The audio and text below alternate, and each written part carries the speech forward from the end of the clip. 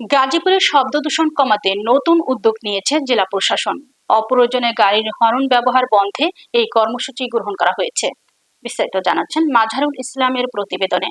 গাড়ির বিকট হর্নের শব্দে নগরবাসীর স্বাভাবিক জীবনযাত্রা ব্যাহত হচ্ছে। যানজটের পাশাপাশি ক্রমেই বাড়ছে শব্দ দূষণ, যার ফলে সবচেয়ে বেশি ভোগান্তিতে পড়েছেন শিক্ষার্থী, রোগী, বয়স্ক ব্যক্তি এবং সাধারণ নাগরিকরা। এ পরিস্থিতি মোকাবেলায় গাজীপুর জেলা প্রশাসন অপ্রয়োজনীয় হর্ন নয় শীর্ষক সচেতনতামূলক উদ্যোগ গ্রহণ করেছে। সরকারি ও বেসরকারি যানবাহনের চালকদের উদ্দেশ্যে অপ্রয়োজনীয় হর্ন ব্যবহারের থেকে বিরত থাকার আহ্বান জানানো হয়েছে। গাজীপুরের জেলা প্রশাসক মোহাম্মদ নুরুল করিম ভুইয়া জানান, সরকারি যানবাহন থেকেই এই কার্যক্রমের সূচনা করা হচ্ছে। জরুরি প্রয়োজন ছাড়া হর্ন ব্যবহার না করার নির্দেশ দেওয়া হয়েছে সরকারি গাড়ির চালকদের। পরবর্তীতে পর্যায়ক্রমে সব ধরনের যানবাহনকে এই উদ্যোগের আওতায় আনা হবে।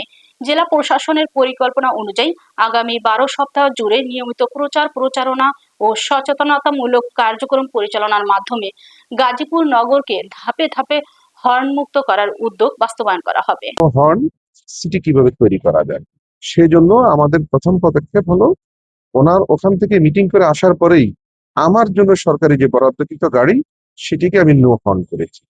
হর্ন বাজানো ছাড়াই ঢাকায় মিটিং এ গিয়েছেন, সচিবালয় মিটিং গিয়েছেন, কাশিমপুর কারাগার পরিদর্শনে গিয়েছেন।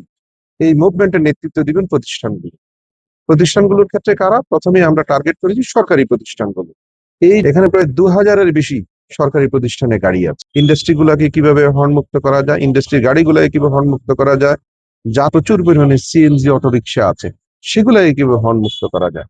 এবং 12টা সপ্তাহ ব্যাপী আমাদের প্রত্যেক সপ্তাহে আমরা এক একটি কম্পোনেন্ট রেখেছি, সেই কম্পোনেন্ট অনুযায়ী এগিয়ে যাচ্ছি।